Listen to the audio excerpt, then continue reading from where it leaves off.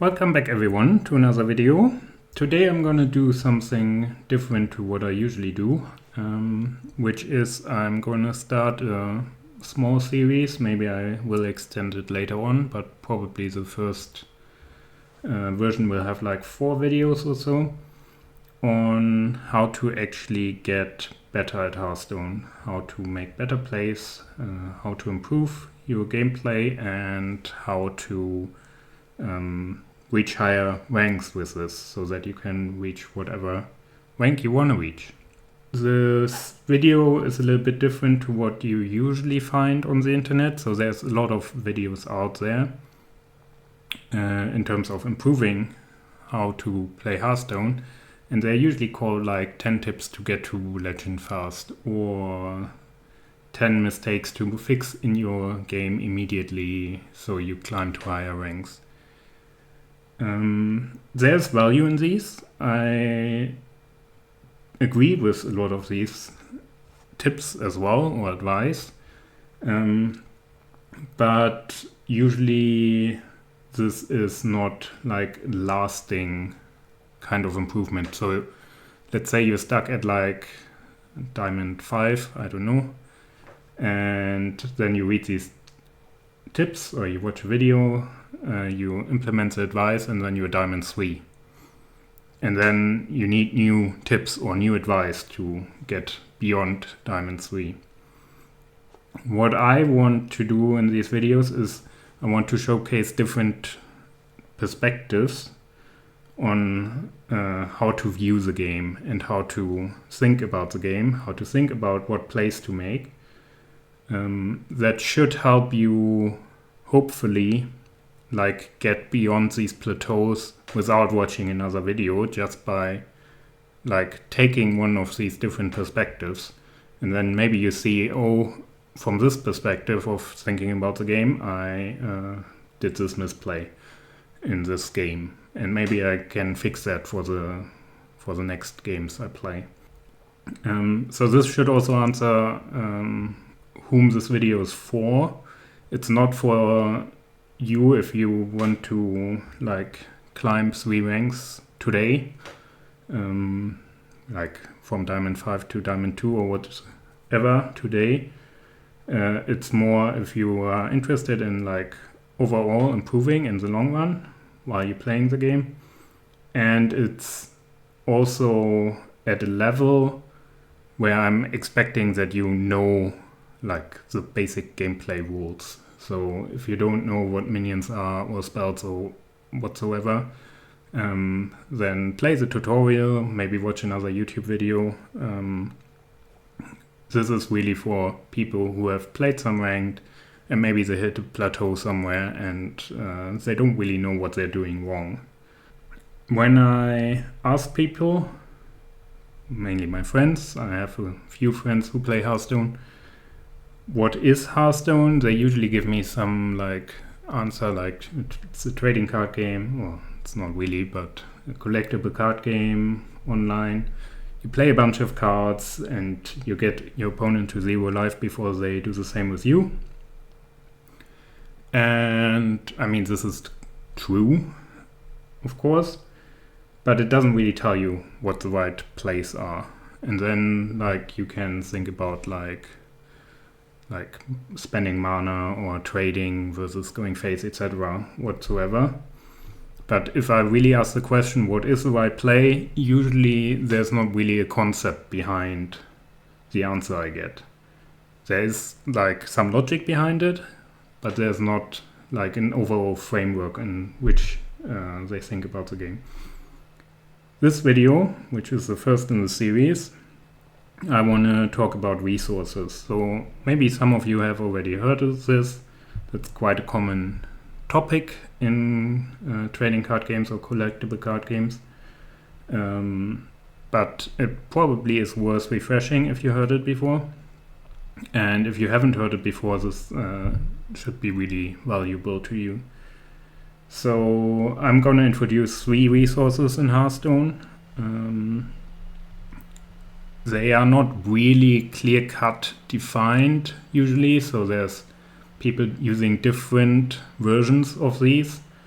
or drawing the line slightly differently than I do. I don't think it's super important which resources you actually use or you actually think about when thinking about Hearthstone, but it's more important that you have this perspective available to you that Hearthstone is a game where you have resources, your opponent has resources, and whoever uses their resources better or interacts better with the resources you have and your opponent has wins the game in general. So every play you make basically affects either your or your opponent's resources, and whoever manages those better wins the game, based also on like RNG and stuff like that. I'm not saying Hearthstone is 100% skill-based. That's like a ridiculous statement.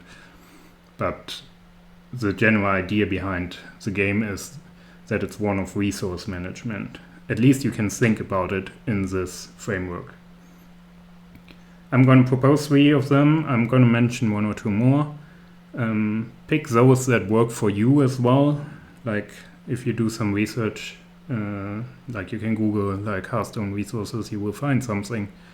Maybe you find resources which are working better for you in terms of thinking about the game. That's completely fine. These are the ones I use to, or I mainly use when I think about Hearthstone in this way. So I'm gonna go through the resources one after the other, and I'm gonna tell you my definition of it and why it matters in my view. So there's a total of 3 resources here that I'm gonna talk about: life, card advantage, and tempo. These are not ordered yet. I'm going to propose an order in the end, but for now I just list them here. So your life total is pretty straightforward what it is. It's basically your HP points, and your opponent has some HP points as well, so he also has a life total as a resource. It's a little bit more convoluted now that you have like armor and you have like healable life and not healable life. So like Death Knights can now go with these leech cards, they can like increase their total life total that is healable. But overall, I would think of life total mainly as like the amount of damage that someone can take before they go to 0 life and lose the game. So why does it matter? Well, it obviously matters for the reason that if you hit 0, you lose the game. So in some sense, it's the ultimate resource, because if it is depleted, you lost, and if you deplete your opponents, you win the game. It matters also because the lower it goes, the more likely your opponent is to have a game-winning play, and the more like plays he could have that put a lot of pressure on you on what you can do and what you can't do. So what I mean by that is, if you have 10 life, it's much more likely that your opponent has lethal than if you have 20 lives. HP points, and like it's also more likely that he can like set up lethal on the next turn when you have less life. So just he might decide to go face, put you to a lower life total, and then he's more likely to have lethal the turn after. So in some sense, that's why it's a resource that needs to be managed, because if you go too low, so I'm gonna showcase like why it's a resource you can also influence later on, but if you go too low, then then you give your opponent more options to win the game. Or you make it easier for your opponent to win the game. Let's put it that way. The second resource I want to talk about is card advantage. Card advantage usually means, or cards general, means how many cards you have in hand. There's other definitions which might include sometimes, like how many cards you have in your deck, how many cards you have on the board. I don't really want to include these here because, like, already thinking about these resources in a basic context helps quite a bit. Like, you don't need to make it more complicated than, at least not at first, than necessary. So I would say card advantage means how many cards you have in hand, and of course how many cards your opponent has in hand. So why does this matter? Like, I mean, you don't win the game by having 10 cards in hand, or like having your opponent having 0 cards in hand, at least not immediately. The reason, there's basically 2 reasons, I would say, why this matters. The kind of obvious one that we have, well, I guess nearly all of us have run into, is that the person who has more cards in hand, they get more turns of good plays. So if you have like 10 2-drops in hand and you're already beyond turn 10, so you each have 10 mana, then 10 2-drops you can play 2 turns of 5 2-drops. Whereas if you only have 5 2-drops in hand, you can only play 1 turn of 5 2-drops. And then the turn after that will be very weak unless you draw like a very good card. So the person who has card advantage or who has more cards in hand is usually the person who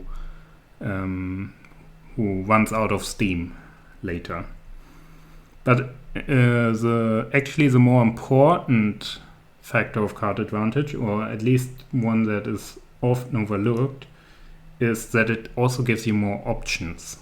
And this is really, really key, because if you have more plays at your disposal, like more options of what you can do in a specific turn, that means you probably also have better options available. So if you have only one play, like only one card you can play, you basically can choose to play it or not to play it.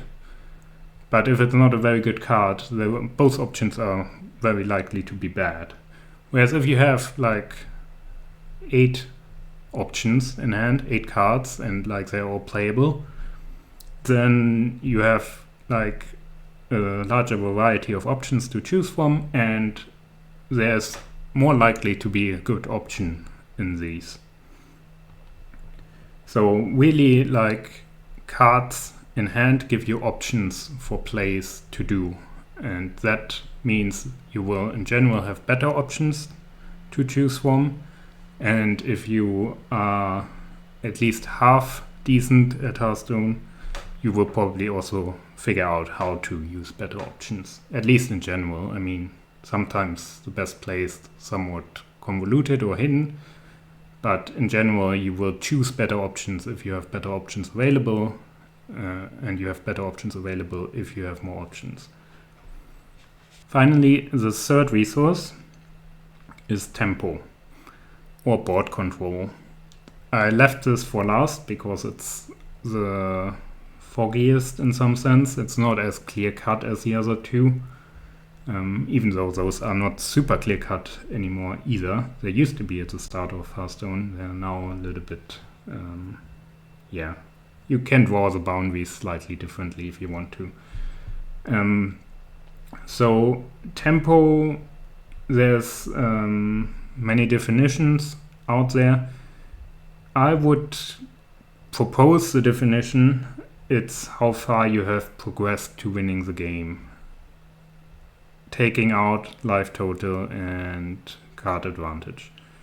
So usually this means how many minions you have on board. So that's the key aspect of tempo. How much minions and how strong minions do you have on board? I would also include in this definition of tempo, of course, everything else that is on board. So it could be locations or it could be secrets. Anything that you've already put into play, basically. And also I would put into this definition of tempo, and there you hit kind of the gray area, is how many total mana crystals you have. So if you are a warrior and you've played like that 3 mana card that I always forget the name on, that gives you an empty mana crystal, that is in some sense a tempo play, because it gives you more mana to play bigger turns earlier on. So I would include that in tempo. It's somehow in play, right? If you've created an additional mana crystal for yourself, it's somehow in play. So I would include that in tempo as well. You can also, if you want to, include something like tutoring your win conditions into tempo plays, although there we really are deeply in the gray zone of whether this is tempo or whether this is something else, some other resource. So the most important factor, let me stress this again, of tempo is how much stuff do you have on board. Do you have more minions on board than your opponent, basically? So why does this matter? The first reason this matters is because your minions can attack each turn. And when they attack, like, you can choose to hit your opponent's face. So you basically get the free HP points from your opponent. So you reduce his life total resource for free each turn, if you choose to attack his face. And at least you have this option of like trading your tempo for his life total. And if your opponent doesn't do anything, you get this for free if you have tempo advantage. That's usually how tempo, why tempo is so important, because that's usually how you win the game.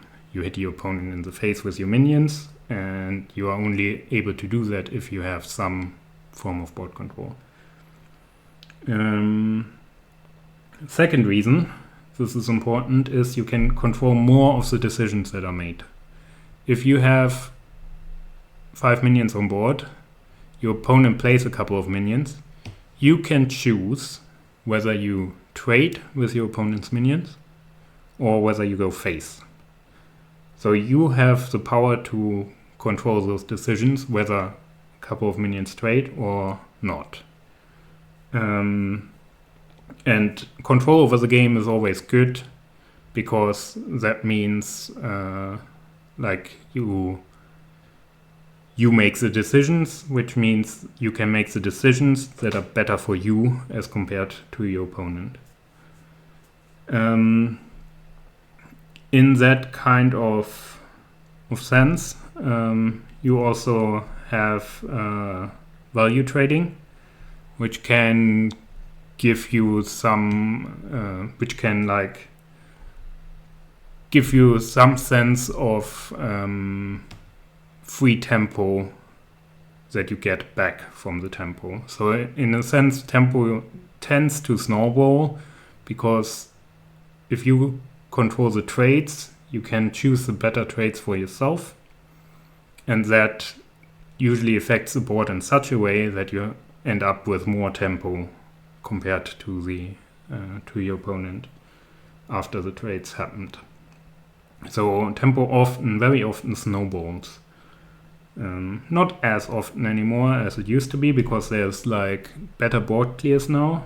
Like in the early games, Hearthstone was had very weak board clears or late board clears, so it was much more of a race who gets a tempo advantage. Nowadays there's good board clears basically for every class, so it's not as clear cut anymore. So those are the three main resources I'm proposing here. Choose to pick your own ones, or like if you did some research, choose other ones if you prefer. Like one to mention here is something like fatigue or overall value. So fatigue is kind of the inevitability that you have. So how much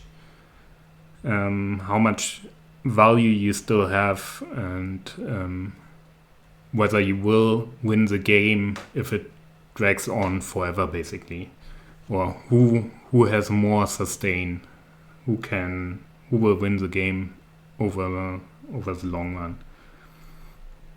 And in that sense, value is also really similar. There's this distinction often also between tempo and value. This is possible to make this distinction. I don't think it's quite as helpful. That's why I'm not proposing it here. I think it's more helpful to think of tempo as a resource and the other two I mentioned, and not so much about value.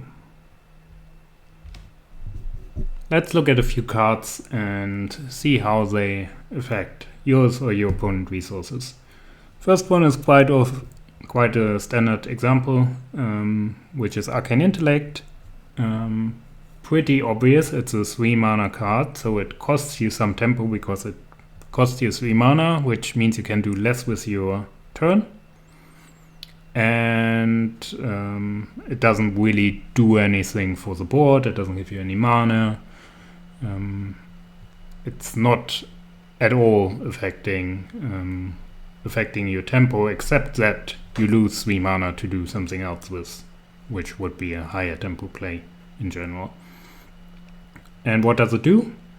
It makes you draw 2 cards, so it does create cards for you, which affects card advantage. So overall, it's a method to gain card advantage by losing some tempo.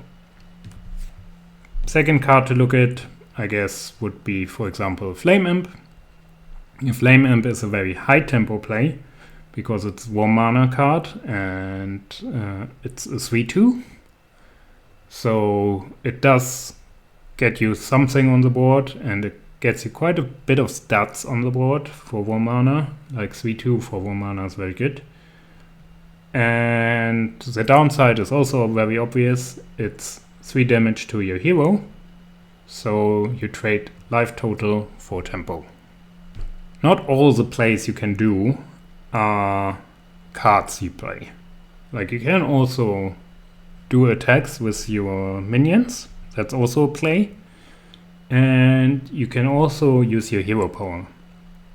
So hero powers also affect your or your opponent's resources.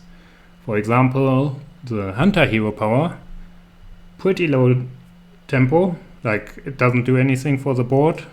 It only costs 2 mana. We had the Arcane Intellect for 3 mana, so it's a little cheaper, but doesn't really affect the board, or it doesn't affect the board at all, so it's a low tempo play. And in return, you lower the life total of your opponent. So you affect your tempo and you affect your opponent's life total. In a similar manner, like the warrior hero power does basically the same thing, except instead of reducing your opponent's life total, you increase your own. And there's of course more complicated hero powers, like the one from the warlock, which is also low tempo, but it gives you card advantage, or it draws your card, so that affects your card total, providing card advantage, and it lowers your life total. So this actually affects like all three types of resources. So when you play, each play you make affects your resources or your opponent's resources. Otherwise, it's not really doing anything, in the sense that nothing really changes from this perspective of looking at the game. So the question becomes, which resources do you want to have or want to add to for yourself? Which resources of your opponent do you want to deplete? And making the decisions such that it moves you in that direction. I'm only going to give one piece of advice here, which is very basic, but which is like just a rule of thumb, because these decisions are complicated. Of course, that's the point of playing the game. If there was like one simple rule, we would all be playing exactly the same way and it would be completely boring. But there is like a rule of thumb, I think, in Hearthstone, which is that tempo is king. So whenever I watch one of my friends play and he's complaining about he can't get beyond a certain rank or win, it's usually that he values tempo too low and values other things too high. He plays around board clears, etc., which in turn means you make a less tempo play, and then he loses the game because he doesn't have enough tempo. So tempo is king in Hearthstone. It used to be king, now it's maybe not as much anymore, but usually tempo is really important. So if I am to give you some advice on like how to handle these resources, it's do high tempo plays, which means spend your mana and make powerful plays every turn if you can, and make powerful plays now rather than in 3 turns time, because there's no guarantee that you can make a powerful play in 3 turns time. Who knows what has happened until then? So tempo is king. If you made it this far into the video, thank you very much. I hope I could provide a little bit of a different perspective of how to think about Hearthstone. Next time I'm gonna introduce like different levels of thinking about Hearthstone, like where you should start about thinking about your plays, and like what you should add, which layers of thinking you should add as you become a better player. So if you're interested in that, I would be very happy to see you for that video as well. And if you enjoyed the video, I would be really happy if you could like it or if you could subscribe to my channel, because those things help me out to grow the channel and motivate me to make these videos. So I would really appreciate that. Thank you, and until next time.